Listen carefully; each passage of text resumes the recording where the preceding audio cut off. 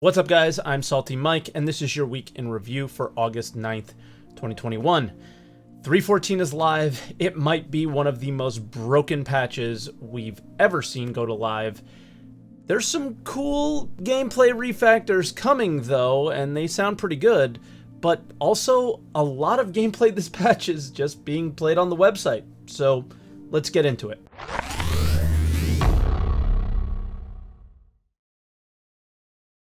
And as always, as most of you know by now, Week in Review is where I take all of the official Star Citizen news, pile it into one video, and share my opinions with it as well. I also live stream on twitch.tv/SaltEMike every day but Monday. And yeah, not playing too much Star Citizen right now because of the state of 3.14. Hopefully it gets itself in order pretty soon, because I am really excited for those dynamic events and to play them quite a bit. But we're going to start out with some patch notes updates. We had 4 patches technically, starting out with the U patch on the PTU. It was just a really bad server crash that was fixed. And PTU V, it was really clear that something is their main focus, and that is getting desync, major desync issues fixed. Not necessarily the positional desync that you have when fighting other pilots and sometimes NPCs, just the major, like you are on the other side of the planet when your teammate looks like they're in front of you, that kind of thing. And PTUV apparently helped fix that big time for sure. Well, it helped out with it. I don't know if it necessarily fixed it.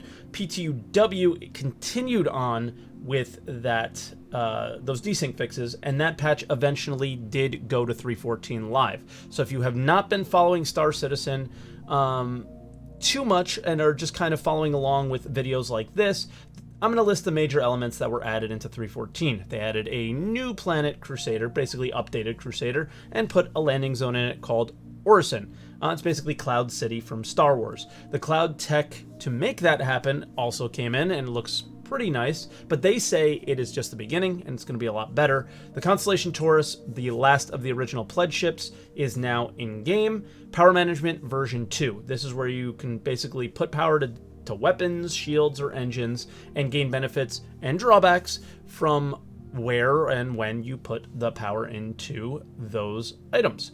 It's basically changed combat forever. Missile operator mode, you can no longer fire missiles while firing guns. You need to go into a separate mode to do so. They also changed the way missiles move and react.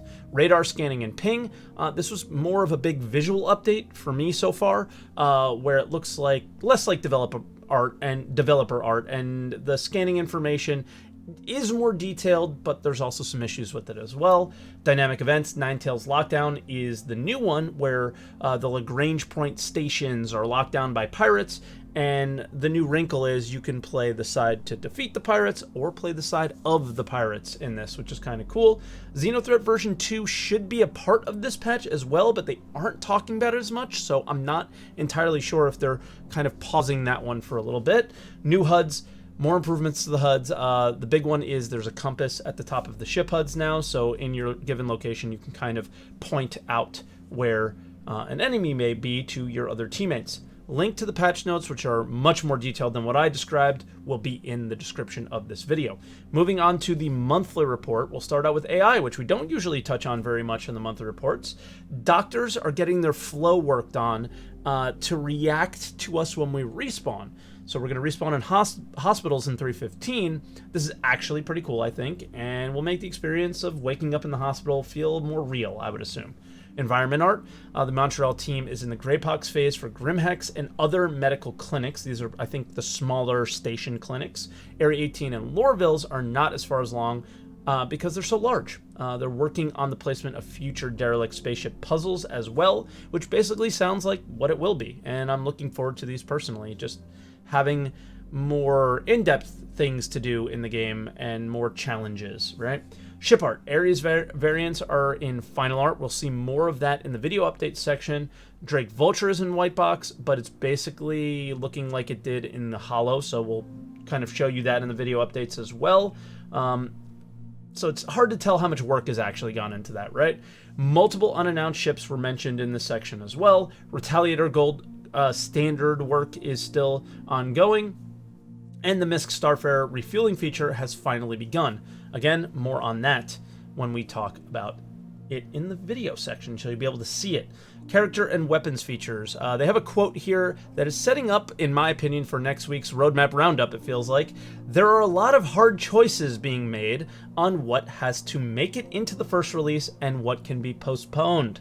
Even with some aspects of inventory coming online later, the new player inventory is shaping up to be a significant improvement to the existing PMA, the features team. The main change they seem to be focused on is that your inventory is local, so what you have on you is what you have, and what you have near you is kind of what you have. You no longer basically have a never-ending bag of holding, and how far are they going to take it? It's hard to say. Based off of this, it feels like it's how they always take it, which is not very far. We'll hear a little bit more on this on the Star Citizen Live video update as well. Gameplay features. Knickknack's Asset Manager's functionality is nearing completion. This really ties into that player inventory system, so you know where your stuff is. Team is already setting up Orison to be the next location for the Intergalactic Aerospace Expo, which is their major ship sale that they do every year. Loot generation is also getting finalized, but they don't want to hear our feedback until it gets in the game, so I should just shut up then, because that's the thing that I've been really upset about over the last little bit. Is you can put the feedback, you can put loot in the game all you want, but the general feedback is if you're putting items in the game, none of it really matters. So that's really it. Back-end services, Quantum is still in progress. They're focused on why ship fuel and prices will shift and how service beacons will spawn.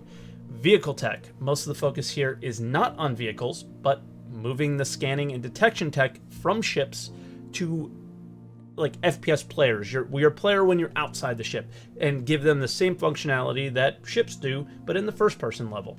And as always, this was not the entire report. These were the things that I thought were really nice to touch on. If you guys want to read the report yourself, and I think you should, link is in the description down below. Moving on to video updates. Inside Star Citizen. They start out with Dev Origins, and basically Jared shared all of what was coming in 3.15 already, with calling all devs and things like that in the past. So they're just doing developer interviews, and it's a main feature on ISC now, and maybe for the foreseeable future. So yeah, that's cool. There was some stuff in that featurette, though, that is something that you might want to see, and we saw some new ships. We saw the Ares, which is in final art, I believe, and is looking really cool. The Vulture is also in white box. It's hard to tell how much has been done because it kind of looks, again, like the Holo, and it's also hard to tell if it will come with a significant salvage mechanic or a very basic one, or no mechanic at all. We'll have to see. Then they move on to a sprint report, and they start out with refueling. This is how ships dock together in the system, not how refueling works or anything like that. It was just focusing on the docking, which is actually, I mean, it works. It looks really good, and they were actually surprised how well it worked. Bombing, I think this is really interesting because it basically looks like you just switch modes into bombing mode, and the missiles you would normally use as missiles now just get dropped. Jared even mentioned an operator mode and limited guidance possibilities when talking about the bombing system. Intoxication is next. We know actor status is getting some updates in 3.15. Alcohol and other things will affect us, and this is the visual effects that could happen.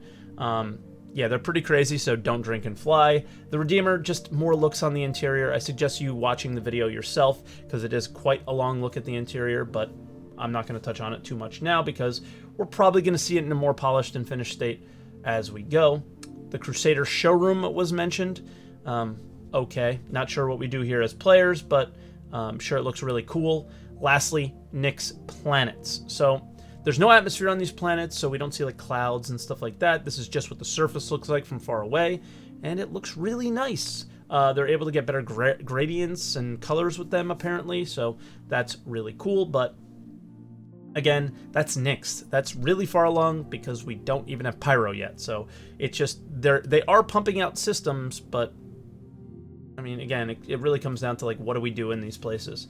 Star Citizen Live, the USPU feature teams. This was the big one, and the first thing that they talked about was the cargo refactor. When you bought something from a shop, it got statically placed into your ship's cargo hold, and you could not interact with it. When the ship exploded, we kind of jettisoned out, smaller versions of the boxes that you could actually grab and take back to your ship, which could then be sold at a shop somewhere. But this refactor is going to give us a kind of a clean slate as far as how we define what our commodities are. There was some stuff that was just legacy that caused problems that we wanted to fix. But the big thing for the players is that it's going to be physicalizing the cargo within the cargo grid. You're also going to be able to jettison larger size boxes, right? So it's not just going to be the small ones anymore. We can start doing the bigger ones. So as far as what I would expect to see in the first iteration of it would be generally that. It all seems pretty simple, but a really large impact on the game, and especially compared to how it plays now. These boxes not being stuck to your ship means a lot.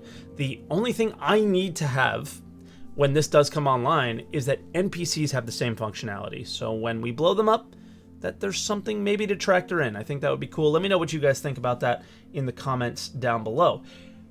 The next question was, how does this affect the Prospector and the Mole? The way that the Prospector bags, for instance, were set up was that they were all kind of part of the ship, right? It was just an animated pod, but this will set us up to allow us to detach those for other people to come and pick them up, taking them to refineries so that the mining ship can keep going. So it is kind of like a all-inclusive, it's just an item like any other item at this point. Now, I'm not entirely sold that this means they will detach them when the first cargo refactor is in.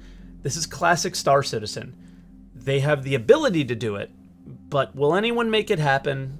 Cross your fingers. I know I have mine crossed because mining operations would go to the next level if this was a thing. The big thing that they teased was procedural character generation, so they touch on that here. So the trick is how do you balance it to get the variety that you want, but still sculpt it to have the kind of threads that are taken through the characters. And so what my work is to build a system in collaboration with design, in collaboration with character art, narrative, all of that, to figure out the world that we're trying to build and see how we can encode that into the data for gameplay and environmental reasons, and then draw upon that in order to generate characters at runtime that make sense in situations. And then the cool part is that these are going to be persistent characters, so you'll be able to see them again potentially on the situation. Now, this is a big deal as a technical undertaking, right? Which is why they're super excited about it, because they're game developers. They are doing something crazy and cool, and they're proud of it, and they should be. But what this generally is just something that we're honestly probably not even going to notice that much once it's in. It will spawn all the NPCs. They will have the clothing and the items and the inventory that they probably should have based off of where they are and what they do and all that kind of stuff. And yeah, we may actually even see them again and again and again, which is really cool. But again, I think this is one of those features that a milestone for them. It will be a milestone for us, but it will eventually be something that we don't even notice. But that's a great thing, right? If the world feels alive, then this feature really did well, right? The next thing they touch on is persistent hangars. Imagine you're going to choose your starting location of Area 18, and then the ships that you have at Area 18, you'll have a hangar there that comes with your starting location selection, right? And that's now your hangar. We're always going to have this problem of too many players mapped to too few hangars. However, we do want to maintain the kind of player experience of feeling like you do own a hangar at a certain location. Okay, it may seem like I cut it off a little early here because I did. They went into a really long-winded response that I just could not break down into something simple for you guys to consume. So I'll try to do that. For places that have limited hangars, which is basically everywhere, the places in which you own them, they'll instance your hangar there, and it will get spawned in when you call it. And it will also move to the right location to leave when you ask to leave using the air traffic control system.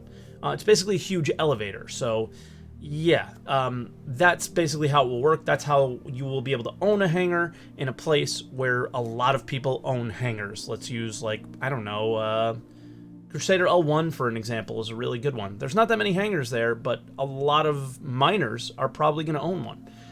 After that, they touch on a really big change. Which is that we're not going to be magically spawning the cargo into your ship whenever you purchase cargo. Instead, it's going to be purchased into the hangar, and you'll be calling it from this freight elevator, and then manually moving it in and out of the kind of staging space into the ship, right? So no more magic cargo. It also really fixes a lot of issues where single players in like your C2 Hercules or your Caterpillar are moving massive amounts of cargo in their multi-crew ships. And that's not the direction of this game at all. And people are probably going to be really upset about this, but I think it's for the better. Let me know what you guys think in the comments down below. Individual people are it's going to take a really long time to move lots of cargo in and out of their ships. So yeah, I like it, but yeah, again, let me know what you guys think. And then it was very difficult to get this video done on time. I don't even know if it is going to get out on time. So we're going to do some quick hits. Selling closes a lot of gameplay loops, a lot of stuff you can collect and sell. It will be in a kiosk, and at the start, what shops sell is what you can sell to them and what they'll buy. And you can sell from your local storage at these locations as well. So I think if things are in your hangar, you will be able to sell it to the shops. I don't think you'll have to physically bring it there necessarily. Reputation, there will be more reputation stuff, and for the people on specifically for the people on the wrong side of the law, it could affect prices, taxes, and access to certain items in certain shops and locations, maybe at certain locations, but no timeline on that, of course, because, you know, Star Citizen. Economy, it will get a refactor with the cargo refactor, is what it sounds like. They stated they don't want to sell by unit anymore. You will buy and sell by the big SCU size boxes. Managing your ships and character, you will only see the power plants and the shields and the things that are stored at the location that you're at. So if you want to basically reset up your ship or change items on your ship, you have to go where you have those items. That's a big, big change. And that'll really do it for SCL. There was a lot more detail and things like that. I just couldn't get it to you guys this week, and I apologize. The coming weeks, things should get a lot better with this show, but this week is going to be a little rough on that end. Other updates, right? Lore post. It was about a cargo hauler. I actually thought it was pretty good. I read it myself. And then moving on to 314 referral bonuses. If you sign up a friend to Star Citizen and they purchase, I think it's at least $40 worth of game package, you and them get this Drake Dragonfly with this cool new paint. And there are three contests. A greeting card contest, the Finding Finley screenshot contest, and the Constellation coloring contest. So that's what I referred to in the intro. It seems like there's more gameplay in these contests on the website than are actually in the game. Most of 314 isn't working, and it's super, super frustrating. So yeah, let me know, how do you guys feel about the initial 314 update?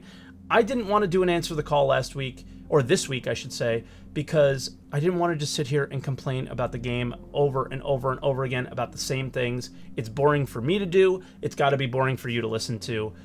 Let me know your thoughts on 314 in the comments down below.